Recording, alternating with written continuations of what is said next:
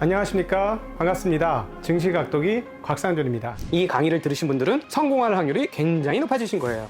여러분이 투자하신 시간과 가치가 여러분에게 실질적인 노후를 보장하는 수단으로 돌아올 것이라고 저는 믿습니다. 이거 우리끼리 비밀입니다. 이거 딴 데 가서 말씀하지 마세요. 이런 강의하는 사람 거기 아마 제 생각에는 없을 것 같아요. 이건 실전을 해본 사람만 아는 얘기예요. 안녕하십니까, 증시각도기 TV 시청자 여러분, 투자자 여러분, 반갑습니다. 드디어 나오셨습니다. 네, 우리 한국 증권계의 어른이자 또 한국의 자본시장의 최전선에서 자본시장의 문화를 바꾸고자 노력하시는 일명 존니 선생님께서 오늘 이 자리에 나와주셨습니다. 선생님, 어서 오십시오. 네, 안녕하세요. 네, 저는 개인적으로 이런 선배님이 계시다는 게 굉장히 자랑스럽고, 그 다음에 뭐라 그럴까, 어떤 측면에서 보면 온몸에 좀 화살을 맞아가면서 버티는 장수라고 할까? 사실 뭐 한국의 거버넌스라든가 한국의 투자 문화들을 따져보면 미국하고는 좀 달라서 사실 이렇게 호쾌하게 그냥 가십시오 라고 얘기하기가 굉장히 어렵잖아요. 맞아요. 네. 많은 초보자분들한테는 정말로 제 생각에는 가장 좋은 가이드를 주셨다라고 생각하거든요. 사실은 뭐 저희가 업계 현장에서 20년을 넘게 있어 봤지만 트레이딩 해가지고 좋은 성과를 거둔 사람들은 정말 극소수에 불과하거든요. 그런데 문화는 트레이딩 중심의 문화가 있죠. 한국 같은 경우는. 근데 이제 장기 투자에 대해서 말씀을 해주셨고, 오히려 이제 우리 선배님이 가이드해 주신 대로 하면 트레이딩 한 것보다는 저는 결과가 훨씬 좋았을 것이다. 개인적으로 그렇게 생각을 해요. 근데 사실 많은 갈등도 있고 고민도 많으셨을 것 같은데 어떠셨어요? 대부분 그렇게 생각하니까 네. 대부분 이제 트레이딩과 인베스터의 차이를 잘 모르시고 네. 대부분 이제 스페큘레이팅 하는 거를 투자라고 착각하고 그게 이제 미국도 안 그렇진 않아요. 미국도 그렇죠. 미국도 트레이딩 많이 하죠. 많이 네. 하죠. 근데 이제 미국은 대부분 이제 그 펀드 중심, 그러니까 기관 투자가 중심의 트레이딩이 대부분인 반면에 한국은 이제 개인 비중이 굉장히 높다 보니까 네. 그게 좀 뭐라 그럴까요? 어떤 장기 투자하는 문화가 정착하기가 힘들죠. 근데 거기에 한술 더 떠서 기관 투자가들조차도 단기 투자하는 거를 이제 보통 거부감 없이 하는 거, 그게 한몫을 했던 것 같고, 근데 이제 시장이 이제 발전해 가는 과정에서 그게 아니구나. 그 트레이딩 갖고 돈을 벌 수가 없구나. 그걸 깨닫는 단계가 오죠. 네. 그게 이제 한국은 그게 오지 않은 것 같아요. 네. 근데 사실은 미국에서도 보면 이제 버핏께서 말씀을 하셨고, 굉장히 버핏ong의 여러 저술과 저술은 아니죠. 대담과 연설 같은 데서 드러나듯이 사실은 기관 투자라고 할 수 있는 사모펀드나 이런 쪽에 대해서 상당히 적의적인 감정을 드러내잖아요. 멍거 선생님도 그렇고. 그러니까 무슨 말이냐. 그러니까 인덱스 펀드하고 한번 싸워봐라 해가지고 실제로 싸웠는데 10년 누적을 해보니까 안 되죠. 별로 결과가 좋지 않았고. 헤지 펀드들 같은 경우에 이제 그런 이제 모멘텀 플레이가 많으니까 네. 롱숏을 통해서 그러니까 그 생각은 그럴 듯하죠. 그러니까 올라갈 것 같은 거에 롱하고 떨어질 것 같은 거 숏하고 그리고 이제 타임 호라이즌이 오래 투자하는 것보다 어떤 테크니컬한 거를 가지고 했는데 의도는 좋지만 그 시장이 그렇게 움직이지 않거든요. 네. 그러니까 그거죠. 장기 투자해야 되는 이유는 단기적으로 도저히 그 변동성을 맞출 수가 없기 때문에 네. 변동성을 맞추는 거를 한국은 투자라고 얘기를 하니까 네. 변동성을 그러니까 이렇게 막 움직이는 거를 맞추려고 그러니까 얼마나 힘들어요. 그렇죠. 네. 그러니까 결국은 스스로 다 나가게 되고 개인 투자가들은 특히 이 기관 투자가에 비해서 뭐라 그럴까요? 트레이딩하는 그 횟수가 한 10배 정도 되는 걸 알고 있어요. 네. 그러니까 더 자주 사고 팔고 하니까 네. 손해를 볼 수밖에 없죠. 네. 그럼 미국에서도 사실은 성공한 헤지 펀드도 있고 일반적인 그 펀드들 중에 뭐 우리가 잘 아는 뭐 뱅가드나 아니면 피델리티나 이런 거대한 펀드들은 꾸준히 우상향하고 그렇지 않습니까? 그러면 이제 그쪽은 대체적으로 뭐 ETF 비슷한 뱅가드 펀드는 뭐 얘기할 것도 없고, 그 피델리티나 이런 좀 유명한 펀드들은 좀 장기 투자의 개념을 많이 갖고 있는 모양이죠. 그쪽은? 그렇죠. 네. 그러니까 미국의 기관 투자가들은 처음부터 그런 트레이닝을 받죠. 그러니까 주식을 살 때 그 안팎을 다 연구를 하고 이 기업이 한 5년, 10년 동안 갖고 있으면 돈을 벌겠구나 하는 어느 정도 뭐 확신은 아니더라도 어느 정도 예측이 가능하죠. 근데 이제 한국은 너무나 놀랍게도 이제 증권 방송 많이 나오잖아요. 네. 근데 대부분 테크니컬 애널리스트잖아요. 그렇죠. 차트를 보여주고 뭐 타겟 프라이스가 뭐 10,000원 지금 10,000원이 12,000원이 타겟 프라이스고 타겟 프라이스 가면 일단 매도를 하고 네. 또 10,000원에 사서 8,000원 되면 또 손절매를 손절매하고 하고. 이제 그게 너무나 많은 사람들은 그거를 당연시하는데 그게 최악의 투자 방법이죠. 네. 네.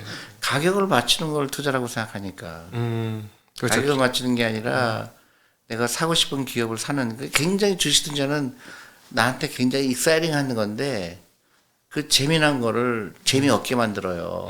가격을 보는 순간. 네. 예를 들어 내가 이 기업의 주인이 되면 좋겠다. 내가 이 기업이 내가 비록 설립은 안 했지만 이 기업이 너무 좋았다. 네. 그런 게 있어야 되는데 네. 그게 없이 전부 그 차트를 보니까 이 기업이 갖다 주는 그런 감동을 느낄 방법이 없죠. 사실은 가격만으로는 기업의 본질을 얘기하고 있지 않죠. 그러니까 예. 너무 재미없는 거죠. 숫자지. 네네, 근데 이 그렇죠. 기업이 돈을 어떻게 벌고 어떻게 투자하고 어떻게 그 신제품을 개발하고 이 경영진의 궁극적 목표가 뭐고 이런 거를 전혀 알 수가 네. 없죠. 네. 그러니까 그게 좀 안타깝죠. 네, 예, 맞습니다. 좀 그런 것 같아요. 그리고 사실은 뭐 미국 헤지펀드나 이런 쪽 또 성공한 투자자들 뭐 플레이어가 조금씩 문화는 다르죠. 뭐 소로스 같은 사람 또 전혀 다른 접근법을 보여주고 있긴 합니다만 다수의 그 헤지펀드를 거대하게 이끌었던 펀드 매니저들이나 그 주인들은 장기 투자를 꽤나 오래 하죠. 그럼요. 네. 헤지 펀드도 당연히 장기 투자 철학이고. 네, 근데 이제 그 워런 버핏이 얘기한 거는 예를 들어 워런 버핏은 정말 장기고. 근데 이제 헤지 펀드들은 이제 3년에서 5년 네. 정도의 예, 타임 호라이즌을 보니까 그걸 쇼텀이라고 보는 거예요. 네, 네, 그러니까 근데 그렇게 해서 돈 벌 수 없다. 네, 네, 그러니까 롱숏을 어떻게 잘 구사해갖고 레버러지 해갖고 네, 그렇게 해서는 그 제일 심플한 거 사갖고 그냥 그 위에 깔고 앉아 있는 게 제일 좋은 투자 방법이라고 얘기하는 거죠. 네네. 근데 사실 뭐 헤지 펀드는 뭐 각종 다양한 방법을 섞어서 사용하면서 뭐 롱숏도 있고 뭐 이벤트도 있고 뭐 예를 들어 다른 대체 자산 뭐 이런 거 온갖 걸 섞어가지고 하니까 굉장히 그 잘하는 것처럼 보이고 어렵고. 그러니까 간단하게 생각해야 될 거를 너무 어렵게 생각하는 경우가 있고 그 다음에 이제 롱숏을 쓰고 대부분 이제 롱숏을 하잖아요. 네. 레버리지를 하잖아요. 네. 그러니까 장기 투자 하고 싶어도 불안해서 못할 때가 있죠. 그러니까 어떤 위기가 왔을 때 아주 롱텀으로 하는 사람들은 편하게 잠은 자는데 네. 이제 그렇게 그 레버리지를 했기 때문에 반대가 되면 이제 골치 아프죠. 네. 그러니까 그런 면에서 불안하고 그러니까 사람의 시장을 가지고 한두 번은 성공하지만 꾸준하게 성공하기는 힘들고요. 그렇죠. 네. 그다음에 한 번 잘못되면은 완전히 또 잘못됐을 때 많은 똑똑한 헤지펀드들이 갑자기 사라지는 이유가 한 5년은 엄청나게 잘했는데 6년째 완전히 보통 레버리지를 예. 많이 쓰게 되는 경우 그렇죠. 그러니까 네. 생각하지 못한 이벤트가 나오거든요. 그렇지. 작년 네. 같은 경우 코로나가 나왔고 네. 또 경제적 위기가 올 수도 있고 글로벌한 위기가 올 수도 있고 그럴 때 이제 헤지펀드들이 많이 없어지죠. 네, 그렇군요. 미국에서도 그렇게 단기 트레이딩이나 그 레버리지 많이 쓴 데들은 항상 중간중간에 없어지고. 그럼요. 예를 들어서 저기 리만 사태 때 많이 없어졌죠. 그렇겠죠. 그때는 뭐 증권사가 없어졌으니까. 그렇죠. 예. 그러니까 그 결국은 가장 미련한 것 같지만 네. 꾸준하게 모은 사람들은 위기가 와더라도 여유가 있게 또 네. 헤쳐나갈 수가 있죠. 지난번에 이제 아주 그 연합인포맥스에서 대담할 때 너무너무 재미있고 흥미로웠던 점들이 미국도 자본시장이 본격적으로 성장한 것은 401k가 들어오면서부터였다. 이 말씀을 하셨어요. 그러니까 근데 한국은 지금 퇴직연금이 시작이 되었는데 미국처럼 401k처럼 지금 자본시장의 마중물 역할을 제대로 못하고 있다. 이런 말씀을 하시면서 안타깝다. 이거 바꿔야 맞아요. 한국의 기업이 성장하고 자본시장이 성장하고 그리고 노후도 보장된다. 그러니까 모든 이제 삼박자를 다 잡을 수 있다라는 말씀을 하셨는데 굉장히 인상적이었거든요. 저도 그 얘기 듣고 동감을 했고 두 가지가 빨리 돼야 되겠다. 퇴직연금이라든가 뭐 그 학교 등을 비롯한 좀 보수적인 집단이 주식 투자를 할 수 있도록 길을 좀 열어주고 그다음에 우리 또 MSCI 선진국 지수 같은 선진국 지수로의 편입이 좀 이루어져야 되겠고 그렇다면은 사실은 뭐 부동산 못해서 그 이탈 뭐랄까 박탈감을 느끼는 많은 분들의 노후를 이 주식시장이 좀 책임져 줄 수 있지 않을까? 당연하죠. 네. 그러니까 부동산보다는 주식이 훨씬 더 안전한 거죠. 왜 그렇게 생각하십니까? 한국 사람들은 절대 이해 못하는 대목이거든요. 그러니까 네. 그걸 이제 금융이 이해 못한 거죠. 아니 기업에 투자한 거와 부동산에 투자한 거에 부동산이 훨씬 위험하죠. 일을 안 하잖아요. 부동산 자체는 예. 뭐 많이 해봐야 월세 내주는 정도밖에 일을 안 하니까 그렇죠. 부동산 예를 건? 들어서 내가 며칠 전에 수안보 네. 수안보 온천에 거기 한전 연수원 연수원을 가서 강연을 했는데 네. 저는 어렸을 때 수안보 많이 들었잖아요. 거기 온천. 옛날에 신혼여행 많이 가던 데잖아요. 그렇죠. 우리 조니 선생님 나이 또래부터는 거기 가셨죠. 네, 그래서 기대도 되고 갔는데 완전히 폐허예요. 아 허허벌판이 아니고 폐허예요. 완전히 폐허예요. 왜냐면 이제 더 이상 사람들이 이제 온천을 찾지 않으니까 네. 옛날에는 이제 그렇다고 하더라고요. 옛날에 목욕하기가 힘들었잖아요. 그렇지. 그러니까 목욕하는 게 이벤트였어. 그러니까 거기 가서 온천물 담그고 오는 게 이제 네. 근데 몇 개 남지 않고 다 호텔 이런 거 다 문 닫아 있고 경기가 사람들이 많이 안 가니까 경기가 네. 어려워졌죠. 그게 위험한 거죠. 그렇죠. 미국도 디트로이트나 네, 이런 데는 완전 그렇죠. 폐허가 됐으니까. 그게 위험한 거죠. 네. 그러니까 근데 만약에 근데 주식은 내가 황금성이 있죠. 언제든지 내가 다른 데로 갈 수가 있죠. 그렇죠. 그리고 기업은 꾸준하게 위기가 생기면 그거를 돌파하려고 노력을 하고 그렇죠. 또 돈을 더 벌려고 노력을 하고 그 내가 똑같은 데 투자하는데 한쪽은 내가 아무것도 할 수가 없는 투자고 부동산은 네. 근데 이거는 이제 돈을 잘 번다고 생각되는 기업을 고르는 거잖아요. 네. 그러니까 당연히 이게 더 오를 수밖에 없는 거죠. 그러니까 다만 이제 이거는 변동성이 심할 뿐이죠. 일같이 또 보이고 그렇죠. 시세가. 근데 이거는 안 보이니까. 네. 근데 이게 슬로울리 없어질 수가 있거든요, 부동산은. 그러니까 우리가 부동산에 대한 그런 어떤 맹시는 네. 굉장히 잘못된 거죠. 저 일본이 그렇잖아요. 그렇죠. 저는 가끔씩 이런 상상을 해봐요. 갑자기 느닷없이 통일을 하게 될 경우 강남은 어떻게 될까? 이런 생각을 저는 가끔 아니 하거든요. 그것도 그렇고 네. 저는 이제 그 중고등학교 때 이 종로에 가면은 얼마나 번화했어요. 그렇죠. 한국 최고의 중심가 다운타운이니까. 그렇죠. 근데 지금 종로 2가 상가 가보세요. 1층 다 비어 있잖아요. 그렇습니까? 제가 요즘 잘안 네, 나가서. 종로 2가 네. 이렇게 옛날 학원가 네. 가면 다 비어 있어요. 좀 이해가 안 돼. 종로는 다운타운인데. 1층은 다 비어 있어요. 네. 그 얘기는 이제 세상이 변하는 거잖아요. 그러니까 인터넷 쇼핑하고 그렇지. 그건 그렇죠. 거의 직접 가서 네. 하는 인구도 별로 없고. 그러니까 굉장히 그 부동산이 더 위험한 거거든요. 네. 그래서 차라리 부동산 할 바에는 리츠를 하는 게 낫고. 리츠는 계속해서 자기가 바꾸니까. 바꿀 리츠라는 기업이 그렇죠. 부동산을 바꿀 수 있으니까. 근데 부동산도 이제는 그 주식 개념하고 똑같아요. 주식도 올라가는 게 있고 내려가는 게 있잖아요. 네. 근데 부동산도 옛날에 예를 들어서 그런 상가라든가 이제 굉장히 안 좋을 수가 있죠. 앞으로는. 네, 근데 또 병원이라든가 어떤 노인들이 그런 그 시설이라든가 아니면 R&D 센터라든가 네네. 그런 데는 굉장히 활발해지고. 굉장히 부동산 활발해지고. 가치가 올라가겠죠. 오히려. 네. 그러니까 부동산도 이제는 그런 분산 투자해야 되는 거예요. 그러니까 네. 리츠가 훨씬 낫죠. 그걸 뭐 전문가들이 알아서 시대를 그렇죠. 읽어서 반영을 그리고 이제 해주니까. 한국만 하는 게 아니라 해외도 하니까 이제 부동산도 쪼개서 사는 게 훨씬 더 영리한 거죠. 네. 네. 그러니까 우리가 갖고 있는 잘못된 편견은 네.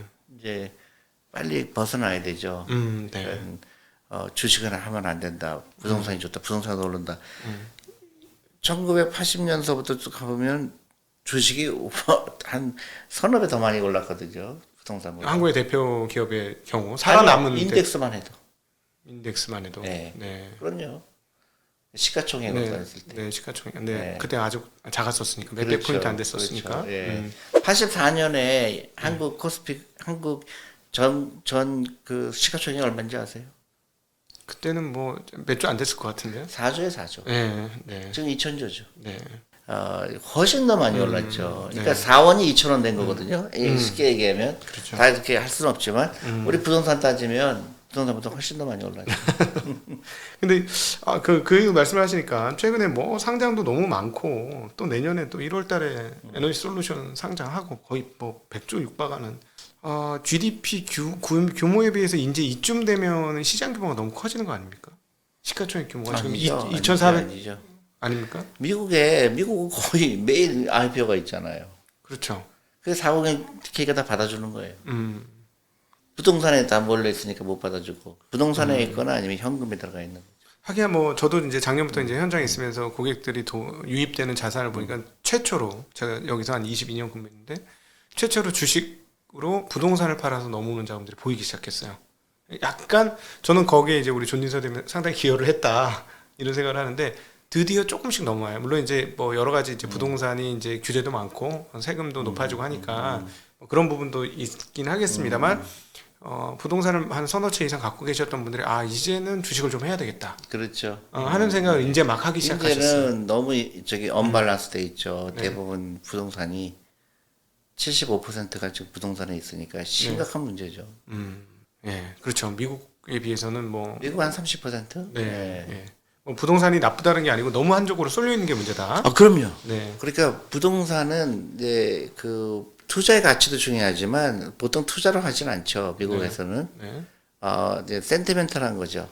내가 우리 가족을 저기 가족과 같은 시간을 보내야 되고 네. 또 나름대로 부엌도 그 여성들이 꾸미고 신고 네. 그러니까 그런 센티멘탈한 게 있으니까 집을 사는데 집을 투자 수단이라고 생각해서 사실 않아요. 네. 미국은 보통. 근데 이제 나중에 20년 후에 이제 그 집을 팔려고 보니까 많이 올랐구나 그렇게 되는 거지. 네. 근데 한국은 이제 유일하게 그 부동산을 투자라고 생각하고 사요. 그걸 재테크 수단이라고 사잖아요. 네. 근데 그게 언제까지 이어질까 저는 그게 의문이에요. 주식은 투자지만은 네. 부동산은 내가 물론 재산이지만 내가 전체 자산 중에서 한 30%가 부동산에 갖고 있는 거죠. 근데 놀랍게도 한국에서 그 젊은 사람들한테 물어보면 주식 투자하는 이유가 부동산을 사기 위해서라고 얘기를 해서 저는 이건 아니지. 그리고 부동산이 비싼지 싼지 그거를 구별을 못 해요. 네, 네. 근데 미국 같은 경우에는 보통 집을 살 때 한 다운페이를 한 10% 정도면 되거든요. 네. 예를 들어서 10억이면 1억만 있어도 그 집을 살 수가 있죠. 네. 근데 미국에서는 이제 그럼 나머지 90%를 은행에서 빌려야 되는데 네. 은행이 이 집이 비싼지 싼지를 나한테 알려 주거든요. 너 이거 사면 안 돼. 우리 안 꺼져. 어허. 이거 위험해. 내가 너한테 못 받아 돈. 네, 이거 너 말도 안 돼. 근데 한국은 그렇게 하지 않고 50%를 갖고 와라. 그러면 빌려주게 하잖아요. 네, 네. 그러니까 은행이 역할을 좀 안 하는 것이다. 안 하는 거죠. 그러니까 부동산 상승이 그러니까 오게 되니까 나는 어차피 50%는 다운했기 때문에 은행은 좀 안전하죠. 네, 네, 네. 근데 그런 시스템 그러니까 자꾸 버블이 되게 되고 이게 비싼지 싼지도 모르고 이거 안 사면 큰일 날 것처럼 생각이 되고 온 나라가 부동산 때문에 난리를 치고 네. 그게 나중에 이제 올라가도 문제고 내려가도 문제죠. 네. 올라가면 그 사고 싶은 사람이 못 사서 문제고 내려가면 산 사람들이 또 문제죠. 네. 그러니까 우리가 이 투자라는 개념에 대해서 너무 잘못된 편견이 많은 거죠. 네. 일본하고 똑같죠. 부동산은 안전하고 주식은 위험하다. 이런 이제 공식이 돼 있는데 절대 그렇지 않죠. 부동산이 더 위험하죠. 그렇죠. 그 어떤 측면에서 보면 부동산에 올인을 했던 일본은 지금 아주 뭐랄까 생산성 그 활기 경제 활기가 많이 죽었고. 아니 지금 일본은 저기 완전히 저는 일본은 모르겠어요. 여러 각도로 봤을 때 회생이 가능할까? 네. 네. 왜냐하면 그 정도로. 왜냐하면 그동안 많은 기간 동안 30년 동안 고칠 수 있는 기간이 있었는데도 불구하고 전혀 안 했잖아요. 네. 예를 들어 일본은 지금도 제가 세미나 같은 데서 가서 일본의 대학 교수한테 물어보죠. 주식 투자 어떻게 생각하냐 그랬더니 다 경제학과 교수들가 다 대부분 그걸 왜 하냐. 어허. 그리고 일본에서 주식 투자하면 부끄럽게 여긴다. 그러니까 은행 예금 아니면 저기 그 부동산에만 투자하는 거죠. 네. 거기 주식이 빠져 있죠. 그러니까 경제 발전에서 새로운 기업이 나와야 되는데 그게 그치. 기업 활성화율이 굉장히 떨어지는 것 같아요. 그렇죠. 네. 그러니까 그러니까 그리고 일본 기업은 도산 안 하는 그 비율이 훨씬 높아요. 그렇죠. 도산을 안 하게 또 만들어줬고. 그러니까 새로운 기업은 망해야 되거든요. 네. 그러니까 예, 새로운 기업이 또 나오고 또 나오고 해야 되니까. 우리가 세포하고 똑같거든요. 네. 이제 세포가 자라다가 이제 죽어야 새로운 세포가 나오잖아요. 그렇죠. 네. 그러니까 경제도 마찬가지로 이제 경쟁력 없는 기업은 도태되고 새로운 기업이 나오게 되고 그게 이제 그 자연스럽게 이루어야 되는데 일본은 이게 동맥경화가 됐죠. 그러니까 그렇죠.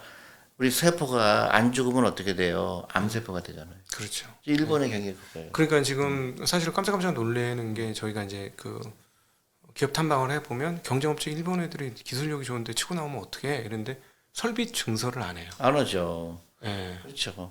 그리고 기술 개발하는 것보다는 옛날 거를 유지하는 게 좋아요. 네. 그리고 아들한테 하고 손자도 하고 그거를 자랑스럽게 장인 정신을 자랑스럽게 생각하는데 그게 지금은 최악이에요. 네. 장인이 필요가 없죠. 컴퓨터가 해야 그렇지. 되죠. 그렇지. 사실은 장인의 시대가 끝나버린 거죠. 아니, 그러니까 예, 그래 그걸 고집하는 순간 경쟁력이 떨어지죠. 그렇죠. 모든 게 기계화되고 자동화되고 그러니까 AI화 되는 그렇죠. 상황이니까. 근데 이제 일본은 중소기업이 발달됐다 맞는 얘기인데 네. 부가가치가 없는 기업에 매달리는 경우가 많죠. 네네. 그렇죠. 그러니까 예를 들어서 우리 그 작년에 일본이 보복한 거 있잖아요. 네. 그 브라스소 같은 거. 그런 거. 네. 그게 한국에서 못 만드는 걸까요? 안 만드는 거죠. 사실은 워낙 싸게 들어와서 그러니까 만들 이유가 없었던 일본에서 거예요. 사오면 되니까 예, 예. 그거를 근데 그거를 착각하는 거죠. 그 자기네 경쟁력이라고 착각한 거지. 네. 언제든지 리플레이스가 가능한 건데 그거를 온 몇십 년 동안 그걸 들고 앉아 있는 거죠. 네. 네. 그러니까 파기가 일어나지 않는 거는 네. 생각의 파기, 그 다음에 투자에 대한 그런 고정관념을 깨는 게 진짜 중요한데 한국하고 일본이 이 고정관념이 너무 세요. 그러니까 어떤 데 보면 허탈할 때가 있죠. 예를 들어서 난 손절매를 왜 하냐. 내가 좋은 기업이었다면 내가 좋은 아니 그러니까 내가 이 기업이 좋다고 샀는데 주가가 빠졌다고 손절매를 한다는 거 나는 그 컨셉이 굉장히 신기한데 우리는 다 그렇게 알고 있잖아요. 트레이딩 관점에서 세상을 보니까. 그렇죠. 그러니까 내가 트레이더가 아닌데 나는 인베스터인데 네. 왜 주식을 모으는 입장에서는 가격이 하락이 꼭 나쁜 건 아닌데 그게 이제 생각의 차이가 워낙 커요. 네.